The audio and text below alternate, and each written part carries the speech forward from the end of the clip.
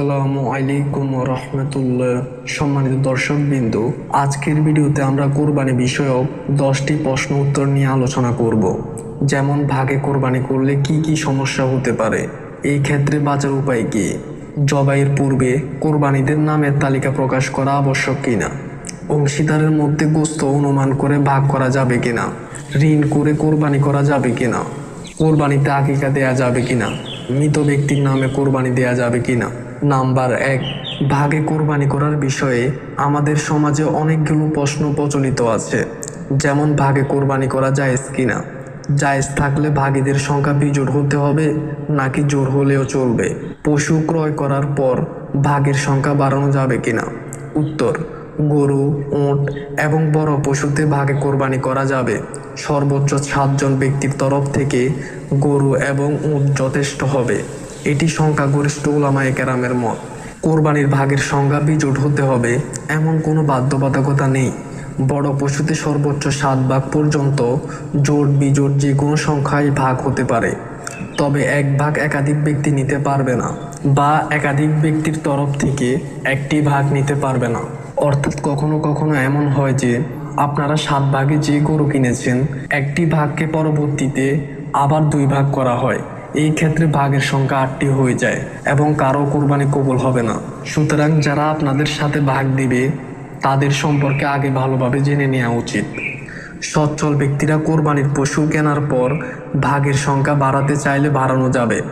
উদাহরণস্বরূপ, 2 জন মিলে কোরবানি করবেন বলে পশু ক্রয় করেছেন, পরে তৃতীয় আরেকজনকে যুক্ত করলেন, এটি সম্পূর্ণ জায়েজ। নাম্বার 2, জবাইয়ের সময় কোরবানিদের নামের তালিকা প্রকাশ করা আবশ্যক কিনা। এটি জরুরি কিংবা আবশ্যক নয়, তবে নাম উচ্চারণ করা মুস্তাহাব।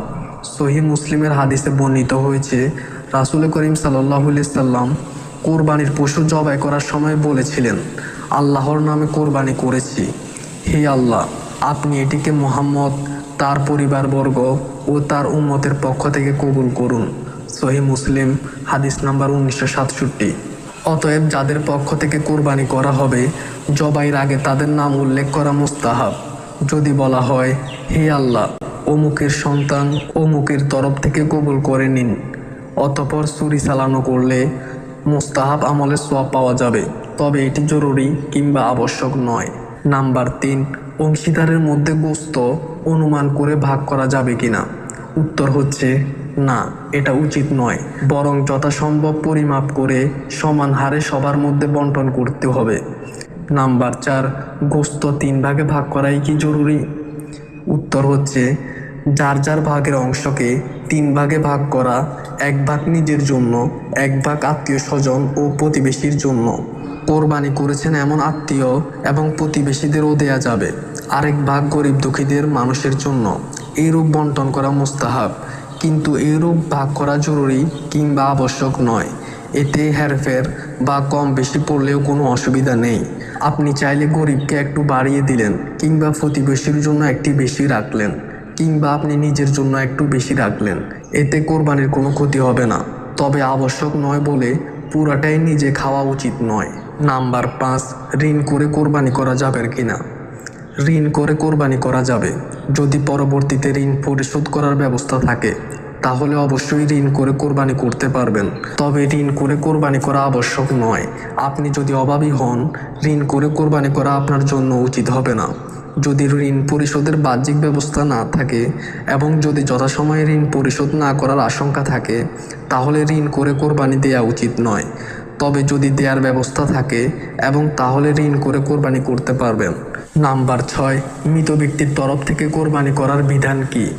এই মাসালা নিয়ে উলামায়ে কেরামের বিস্তর মতভিন্নতা আছে, তবে অধিকতর শুদ্ধ মত হলো মৃত ব্যক্তির তরফ থেকে কোরবানি করা যাবে। নবী করিম সাল্লাল্লাহু আলাইহি সাল্লামের ওফাতের পর তার তরফ থেকে আলী রাদিয়াল্লাহু তাআলা আনহু কোরবানি করেছেন। অতএব নিজের মৃত মা বাবা কিংবা অন্য কোনো আত্মীয় স্বজনের তরফ থেকে কোরবানি করা যাবে।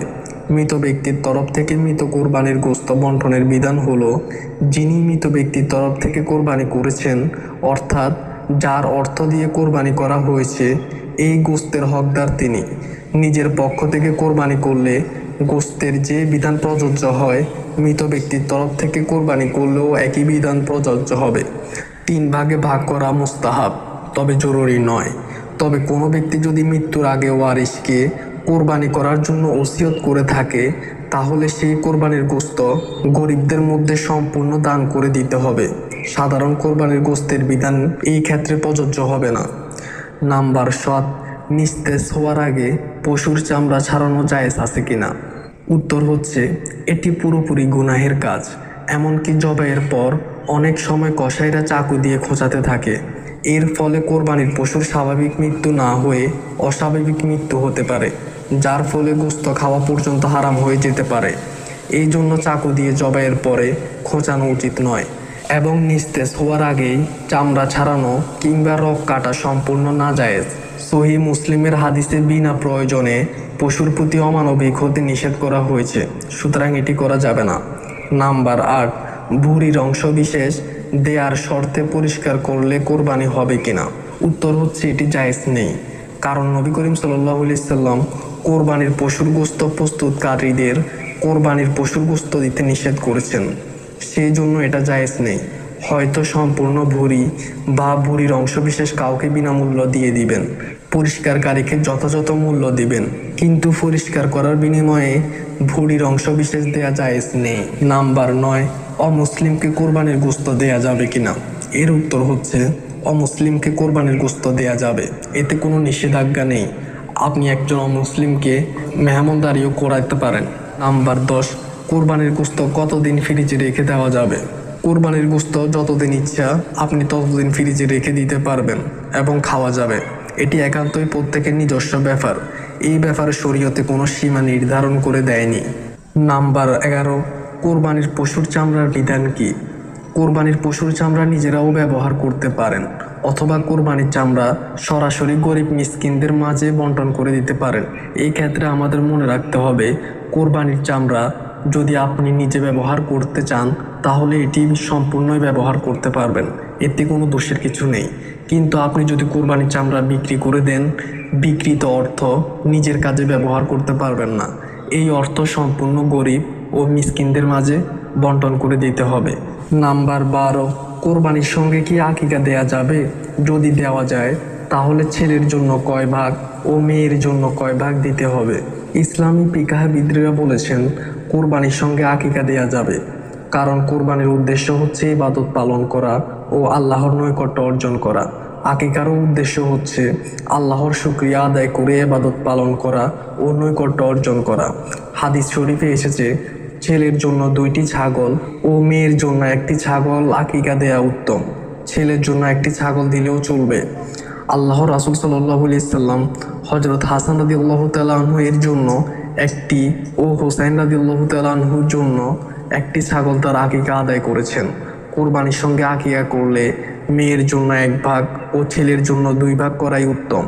যদি কোনো সমস্যা থাকে তাহলে ছেলের জন্য 1 ভাগ করে দিলেও চলবে। আল্লাহ তাআলা আমাদের উপরোক্ত প্রশ্ন উত্তরগুলো নিয়ে যথাযথভাবে আমল করার তৌফিক দান করুক এবং আমাদের কোরবানি কবুল করুক আল্লাহ তাআলা। আসসালামু আলাইকুম ওয়া রাহমাতুল্লাহ।